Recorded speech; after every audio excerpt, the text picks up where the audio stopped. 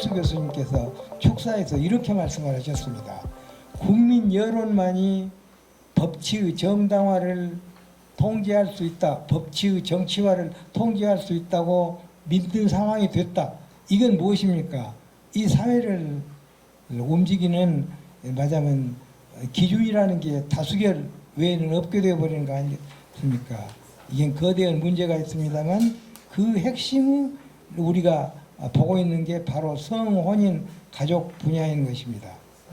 그런데 이 동성 커플 피부양자 등록에 관한 2024년 7월 대법원 판결은 말하자면은 그 입법, 행정, 사법, 교육 전 영역에서 이 진행 중인 이 문화 투쟁 속에서 사법부에서 말하자면 동성결합의 법적 지위를 인정한 그런 신호탄 같은 매우 사악한 판결이라고 생각하는데 그에 관하여 벌써 여러 가지 논문 등등 발표가 있었습니다만 제가 보기에는 엄선필 교수님 같이 잘 조목조목 정리한 논문은 없는 것 같아서 제가 공부차 이걸 정리를 했습니다.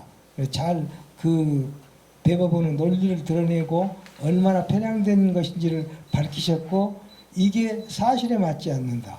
과학에 맞지 않는다. 논리에 맞지 않는다. 도덕에 맞지 않는다.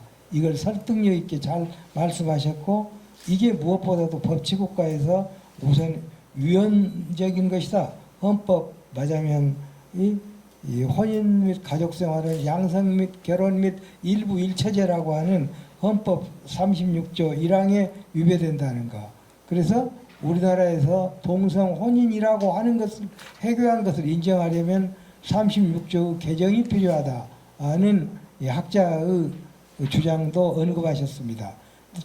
헌법에 반하다 보니 그에 따른 혼인과 가정 질서에 관한 민법 질서에 위반되는 것은 말할 것도 없습니다.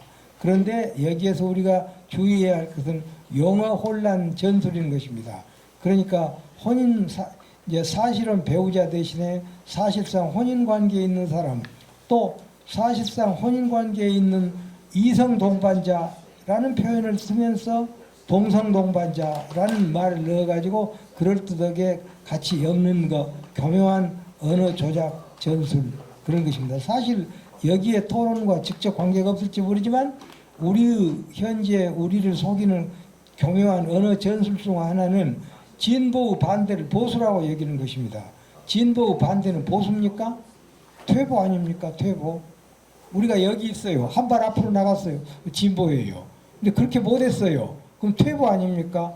뭐 진보 반대는 퇴보다 이 말이에요. 그런데 보수라고 한다 이 말이에요. 근데 거기가 무슨 의도가 있는지 똑같습니다. 이런 그 사악한 그것들이 그러한 거대한 흐름 속에 우리는 그리스도교 신앙인으로서 어떻게 하면 제대로 된 가치를 이 법, 사회, 가정, 혼인 질서에서 맞으면 지켜나가고 강조하고 여기 또 그에 맞으면 역행하는 흐름을 거부할 것인가 이걸 궁리하고 있는 것이라고 생각합니다. 또 이것은 입법권의 침해이기도 하다는 것을 교수님은 말씀하시고 또 교수님께서는 거기에 여러 가지 우려와 또 촉구 그러면서도 아직 이것은 입법이 이루어지지 않았으니까 맞으면 이 건강보험 법령에서는 동성 동반자는 피부양자에서 배제한다는 명시적 규정을 아예 만들어야 되지 않는가 이런 말씀까지 하시는데 사실은 아주 매우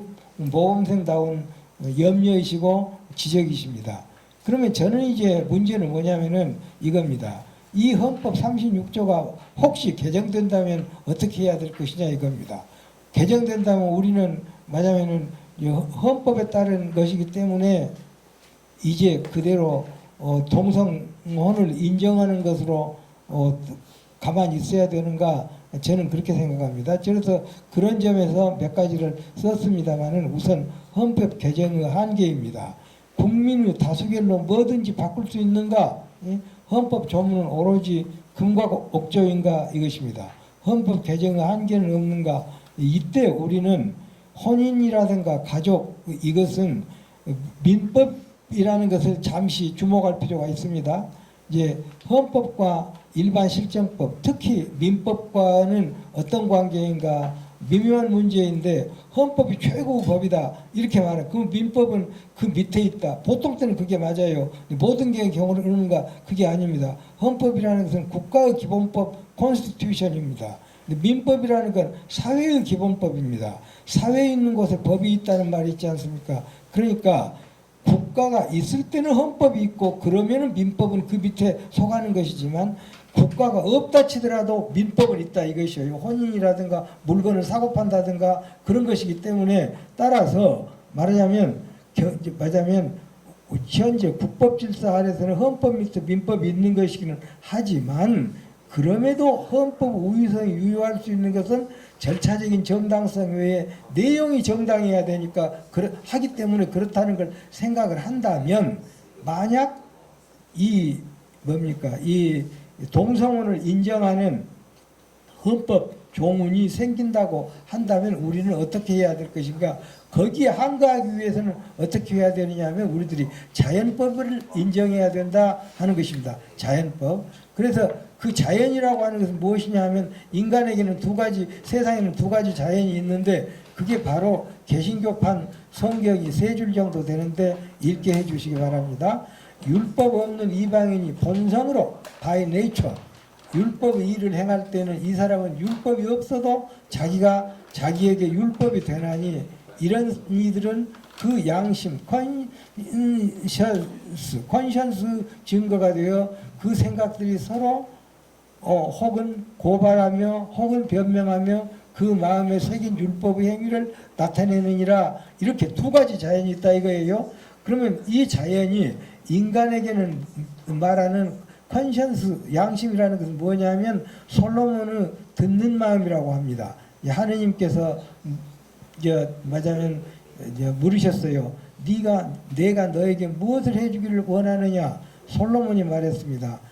당신 종에게 듣는 마음을 주십시오. 이게 독일어로 다스 회렌데스 헤르츠 이렇게 말합니다. 그러니까 리스닝 하트 이거예요. 근데 이게 곧 결국은 자연법이다 이런 것입니다. 그래서 결국은 실정법의 최종 근거로서의 자연법을 우리들이 늘 마음에 새기고 우리가 현재로서는 헌법과 법률에 반하기 때문에 여기에 반대하지만은 헌법이 개정된다 하더라도 민법 조문이 개정된다 하더라도 우리는 자연법을 가지고 강력하게 저항할 수 있어야 한다. 그렇다면 이 자연법의 근거는 무엇일까? 그야 인간은 영혼과 육신으로 이루어진 그런 합리적인 동물이다 이것이죠. 근데 그러면 인간에게는 자연의 이성의 빛, 루멘, 라시오니스, 나투랄리스 이것 때문에 무엇이 옳고 그른지 개인생활, 사회생활 무엇을 해도 되고 무엇을 안 해야 되고 하는 걸 알 수 있다 이런 것입니다. 그거 한마디로 줄이자면은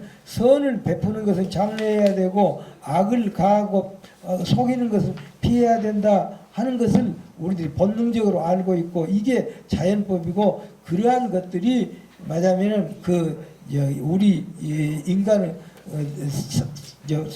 생활의 토대가 되어야 맞는 것인데 그렇다고 하여 자연법만 있는 것은 아닙니다. 그렇기 때문에 당연히 국가에서 정한 법, 실정법이 있어야 되는데 그러면 이 실정법 속에는 인간의 마음속에 천사의 마음과 악마의 마음이 섞어져 있는 인간 속에서 인간이 다수결로 이루어지는 많은 법 속에는 자연법에 반한 규정들이 많다 이 말입니다. 그러면 그때마다 모든 걸 다 반대해야 되느냐? 그건 아니죠. 말하자면 악법도 법이다 이거 아닙니까? 그러니까 역사적으로나 현실적으로나 무수히 많은 실정 법률이 불의를 정당하고 있지만 그래도 기본적으로는 따라야 한다 이것이에요. 그렇지만 그것도 정도의 문제인 것입니다. 악법도 악법이라고 하더라도 악의 정도에 따라서 경우에 따라서는 여기에 따르지 않을 의무가 있지 않느냐. 그런 점에서 인간 모두에게는 국가의 부당한 법, 악법에 대해서는 최종적으로는 저항권, 비더슈탄트레이트를 갖는다 이겁니다. 그러니까 우리들이 필요할 때 말하자면 그 혁명이 정당화되는 것은 바로 이런 저항권 때문에 그러는 것입니다. 그렇다고 한다면 제가 정리하겠습니다.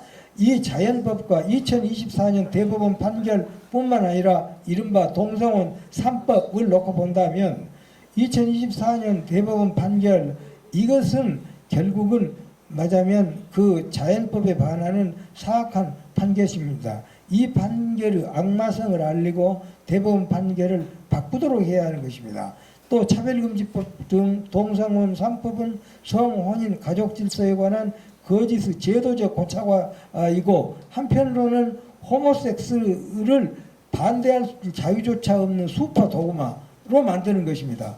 그러니까 다양성을 말을 하면서 그러나 동성혼 이것을 반대하면 안 된다. 이거 한다.